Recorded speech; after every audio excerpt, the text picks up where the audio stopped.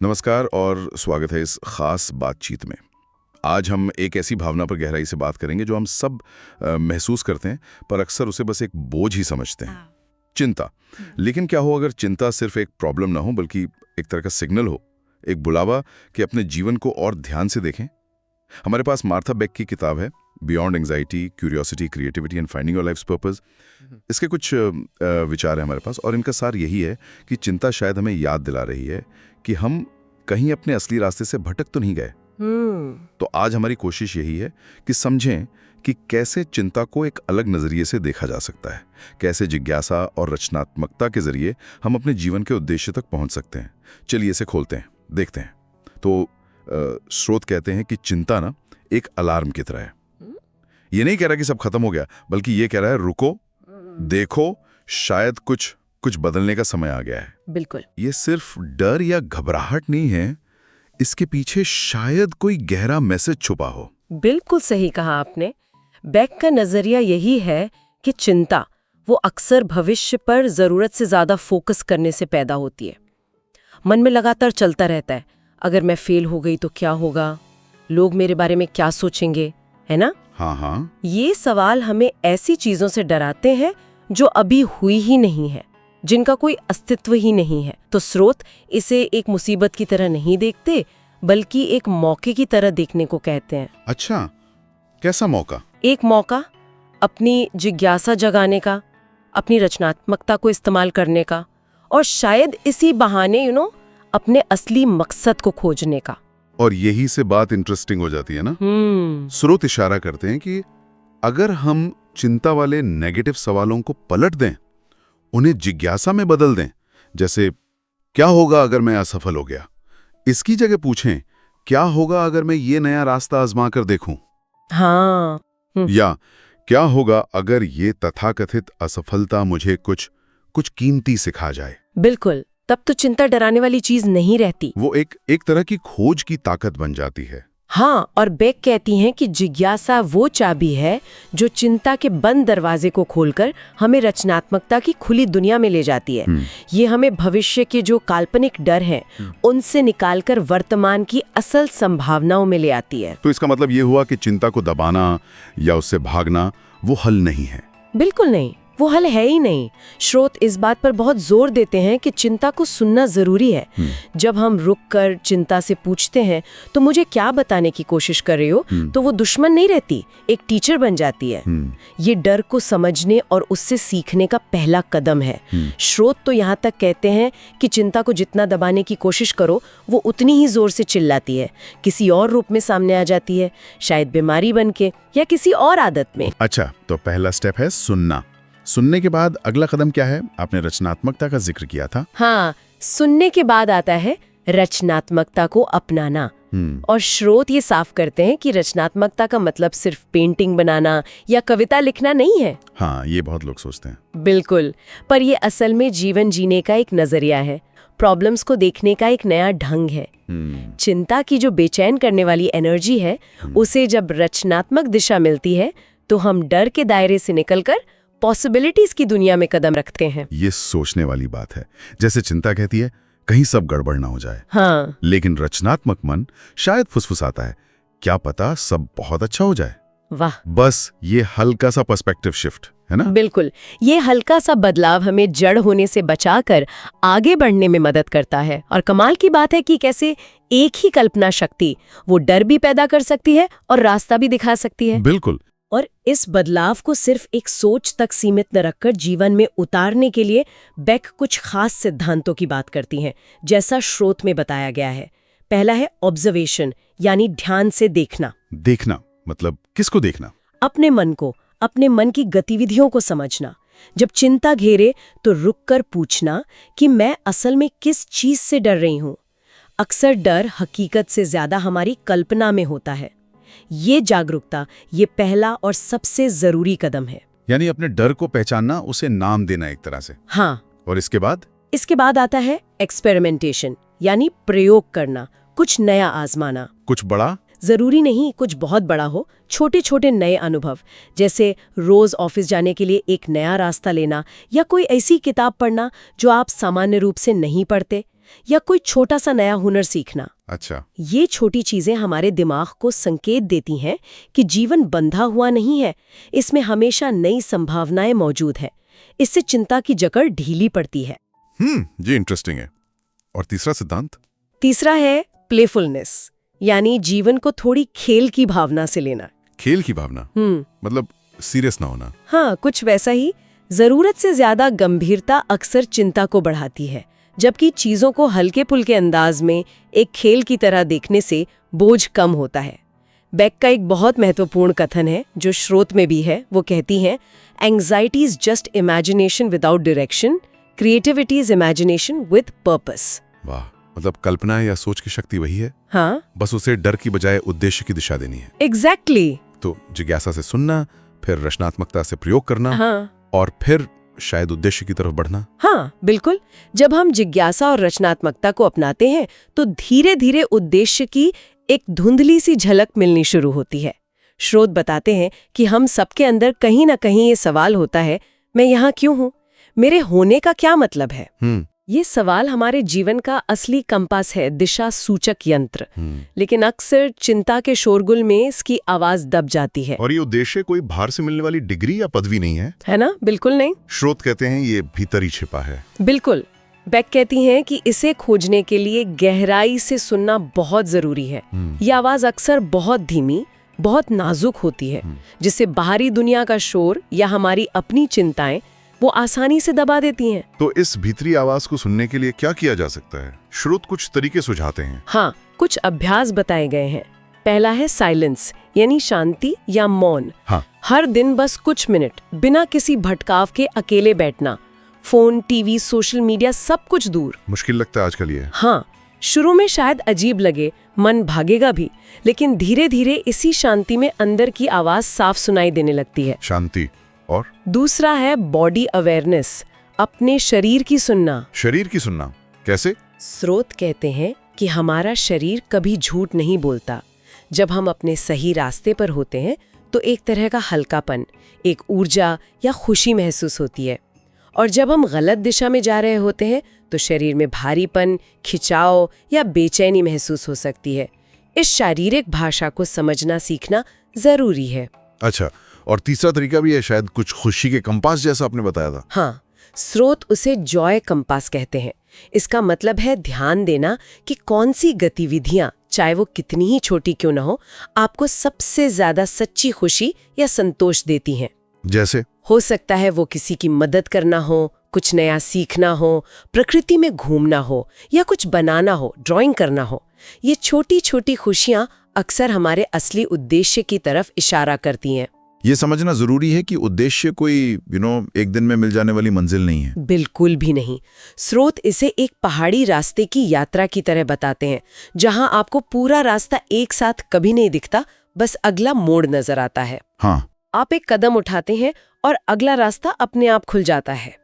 इसलिए इस बात की चिंता करने के बजाय कि मेरा महान उद्देश्य क्या है और वो कब मिलेगा, ज्यादा जरूरी है कि हम अभी अपने अगले सही कदम पर ध्यान दें। और उद्देश्य को सिर्फ जानना काफी नहीं है, उसे जीना भी तो है। स्रोत शायद रोजमर्रा की जिंदगी में से उतारने की बात करते हैं। हाँ, ये बहुत महत्वपूर्ण पॉइंट है। स्रोत इस पर जोर देते हैं कि उद्देश्य अक्सर बड़ी बड़ी योजनाओं से नहीं, बल्कि छोटी छोटी रोजमर्रा की कार्रवाइयों से जाहिर होता है। अगर हम इसे सिर्फ एक बहुत बड़ी भव्य दृष्टि के रूप में देखेंगे तो वो पहुंच से बाहर लग सकता है और चिंता को और बढ़ा सकता है। शोध में एक उदाहरण भी था शायद, जैसे अगर किसी का उद्देश्य हीलिंग यानी मरहम लगाना है। हाँ, तो इसका मतलब ये नहीं कि उसे डॉक्टर ही बनना पड़ेगा। किसी परेशान दोस्त की बात ध्यान से सुनना, किसी को छोटा सा सहारा देना, ये भी तो हीलिंग का ही एक रूप है। अच्छा। उद्देश्य हर बातचीत में, हर छोटे चुनाव में झलक सकता है। इसे रोजमर्रा की जिंदगी में कैसे उतारा जाए? क्या इसके लिए भी कुछ छोटे कदम सुझाए गए हैं? जी हाँ, स्रोत कुछ प्रैक्टिकल कदम बताते हैं, जैसे हर सुबह बस 5 मिनट निकालकर खुद से पूछना, आज मैं ऐसा क्या छोटा सा काम कर सकती हूँ जो मेरे उद्देश्य की भावना से मेल खाता हो। ये किसी अजनबी को देखकर मुस्कुराना भी हो सकता है, या अपने किसी पुराने सपने की ओर एक नन्हा सा कदम उठाना भी। और लिखने के बारे में भी कुछ था, आपने जिक्र किया था। हाँ, क्रिएटिव जर्नलिंग। रोज बस कुछ मिनट जो मन में आए उसे लिखना, बिना ये सोचे कि अच्छा है या बुरा, सही है या गलत। इससे हमारे अंदर दबे विचार और भावनाएं बाहर आती हैं और अक्सर उद्देश्य की दिशा और साफ होती जाती है। ठीक है। इसके अलावा बड़े लक्ष्यों को छोटे, संभालने लायक कामों में तोड़ना, जिसे माइक्रो एक्शंस कहा गया है, और सबसे जरूरी हर छोटे कदम को पहचानना और उसकी सराहना करना, सेलिब्रेट करना। हाँ, एक तरह का उत्सव मनाना, क्योंकि यही छोटे कदम मिलकर बड़ा बदलाव लाते हैं। लेकिन ये रास्ता हमेशा सीधा और आसान तो नहीं होता होगा। जैसे ही हम थोड़ी स्पष्टता और रचनात्मकता की ओर बढ़ते हैं, क्या चिंता और दूसरी बाधाएं वो नए रूप में नहीं आ जाती? बिल्कुल आती हैं, बिल्कुल आती हैं। स्रोत बताते हैं कि ये प्रतिरोध अंदर से भी आ सकता है। हमारा अपना डर, पुरानी आदतें, आराम के दायरे से बाहर निकलने का डर, और बाहर से भी आ सकता है लोगों की राय, समाज की उम्मीदें, प्रैक्टिकल चुनौतियां। बेनेट तो कहती हैं कि ये बाधाएं एक तरह की परीक्षा हैं। जैसे यूनिवर्स हमसे पूछ रहा हो, क्या तुम सच में इस रास्ते पर चलने के लिए तैयार हो? क्या तुम इसके प्रति कमिटेड हो? हाँ। अगर हम डर कर रुक गए तो चिंता फिर से हावी हो जाती है। सही कहा। और इन बाधाओं से निपटने के लिए भी स्रोत कुछ नजरिए सुझाते हैं। पहला, डर को देखने का नजरिया बदलना, रीफ्रेम द फियर। मतलब पूछना, क्या ये बाधा मुझे रोकने आई है या मुझे और मजबूत बनाने? अक्सर हर चुनौती हमें अपनी किसी छुपी हुई ताकत का इस्तेमाल करना सिखाती है। वो हमें आगे बढ़ने का मौका देती है, पीछे धकेलने का नहीं। यानी डर को एक दुश्मन की बजाय एक टीचर की तरह देखना। और दूसरा, बड़ी बाधाओं को छोटे संभालने लायक हिस्सों में तोड़ना, ब्रेक इट इनटू स्टेप्स। जैसे अगर पहाड़ चढ़ना है तो हम पूरी ऊंचाई को देखकर नहीं घबराते, बस अपने अगले कदम पर ध्यान देते हैं। हाँ, सही। इसी तरह किसी बड़ी चुनौती को छोटे छोटे चरणों में बांटने से चिंता कम होती है और आगे बढ़ना आसान लगता है। और तीसरा, पूरी प्रक्रिया पर भरोसा रखना, ट्रस्ट द प्रोसेस। ये मानना कि बाधाएं स्थायी नहीं है, ये रास्ते का हिस्सा है। अगर हम लगातार चलते रहें तो यही बाधाएं हमारे विकास की सीढ़ियां बन जाती हैं। बेक का एक और कथन है, obstacles are not roadblocks, they are stepping stones. बाधाएं रास्ता रोकने वाले पत्थर नहीं, बल्कि आगे बढ़ने में मदद करने वाली सीढ़ियां हैं। बिल्कुल। स्रोत रिश्तों में आने वाली चुनौतियों का भी जिक्र करते हैं ना, जब शायद हमारे अपने लोग ही हमें ना समझें या रोकने की कोशिश करें, कहें कि ये सब बेकार की बातें हैं, प्रैक्टिकल बनो। हाँ, ये एक बहुत आम चुनौती है। ये हमारी अपनी सच्चाई पर टिके रहने बनाम दूसरों को खुश करने की कोशिश के बीच का संघर्ष है। रचनात्मकता यहाँ भी काम आती है। स्रोत में नदी पार करने का एक उदाहरण दिया गया है। अच्छा? अगर पुल टूटा है तो क्या हम नाव बना सकते हैं? क्या तैर कर जा सकते हैं या कोई और रास्ता खोज सकते हैं? ये हमें लचीलापन सिखाता है, रेजिलियंस और साहस भी। और साहस का मतलब डर का ना होना नहीं है, बल्कि डर के होते हुए भी अपनी सच्चाई के लिए कदम बढ़ाना है। तो जब हम इन बाधाओं को पार करके उद्देश्य के साथ जीना शुरू करते हैं तो जीवन में क्या बदलाव आते हैं? स्रोत कुछ खास गुणों का जिक्र करते हैं, खुशी, जॉय, स्वतंत्रता, फ्रीडम और फ्लो। हाँ, ये सिर्फ अच्छे लगने वाले शब्द नहीं है। स्रोत बताते हैं कि ये उद्देश्यपूर्ण जीवन के स्वाभाविक फल है। खुशी जो अंदर से आती है जब हम वो करते हैं जो हमारी आत्मा से मेल खाता है, वो बाहरी चीजों पर निर्भर नहीं होती।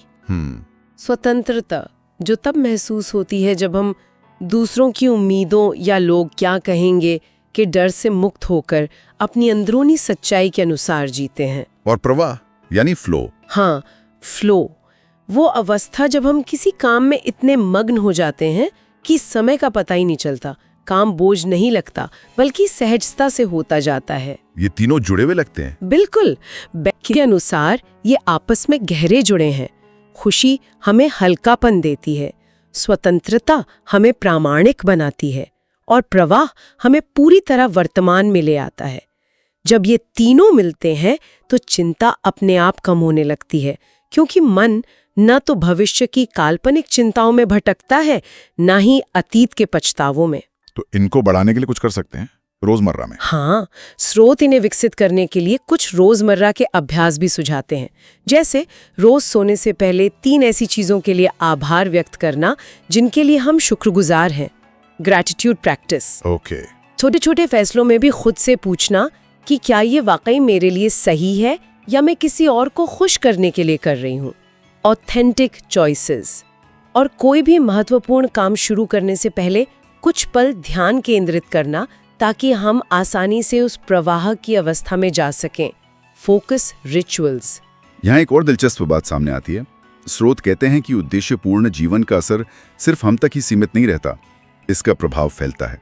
हाँ, इसे लहर प्रभाव कहा गया है, रिपल इफेक्ट।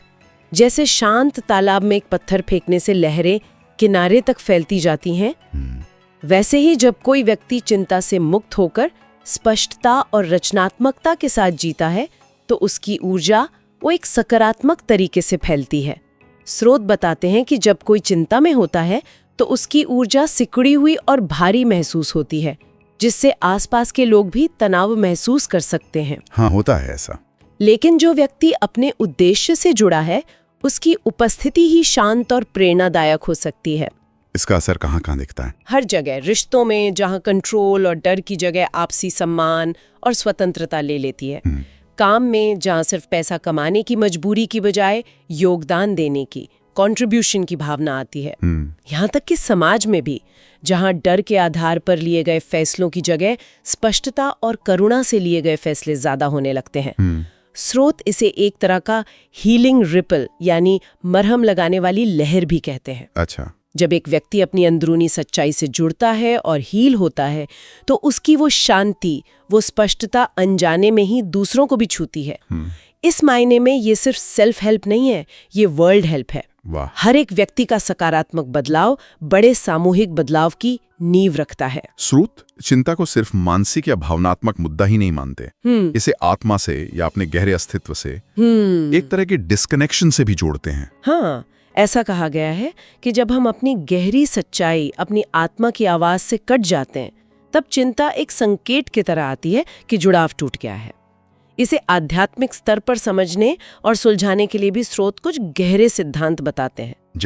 जैसे कि वर्तमान क्षण में रहना, प्रेजेंट मोमेंट।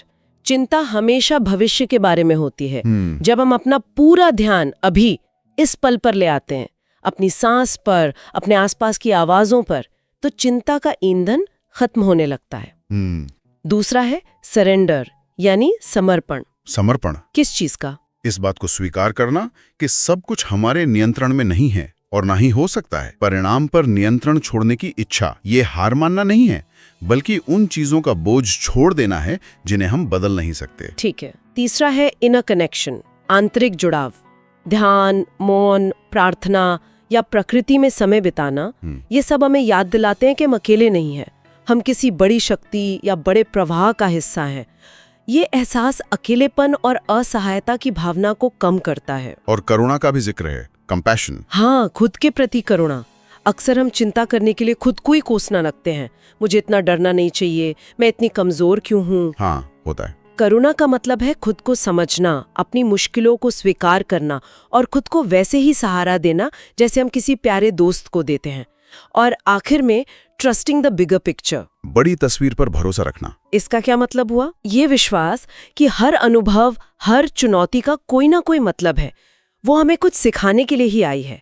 ये नजरिया चिंता को एक डरावने दुश्मन की बजाय एक मार्गदर्शक के रूप में देखने में मदद करता है। तो कुल मिलाकर इस सारी बातचीत का सार ये लगता है कि चिंता कोई ऐसी चीज नहीं जिससे हमेशा डरना या भागना पड़े।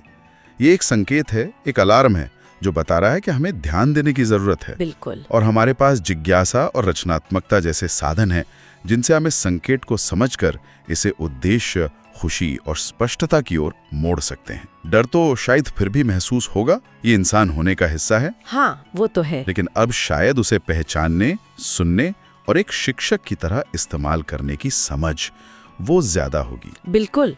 जैसा कि माथा बेग कहती हैं और शोध में जिसका उल्लेख है, आपके जीवन का उद्देश्य कोई ऐसी चीज नहीं है जिसे खोजना है, ये कुछ ऐसा है जिसे याद करना है। याद करना है। हाँ, it's something to be remembered.